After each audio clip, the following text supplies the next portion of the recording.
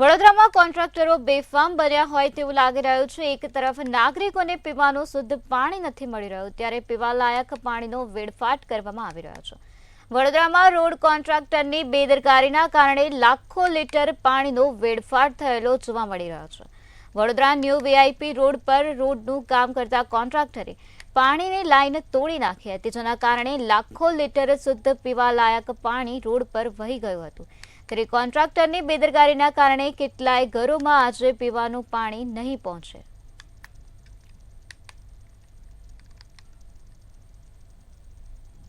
ફરી એકવાર બે લગામ અધિકારીઓ અને કોન્ટ્રાક્ટરોના પાપે પાણીની લાઇનમાં ભંગાણ પડ્યું।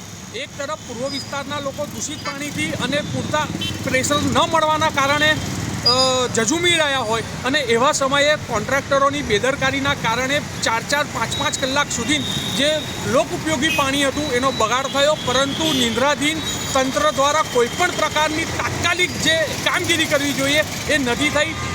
100% પૂર્વ વિસ્તારમાં પાણીની સમસ્યા હોય અને એવા સમયે જો આ લાખો હજારો લીટર પાણીનો આવી રીતે બગાડ થતો હોય, બહુ દુઃખદ બાબત છે।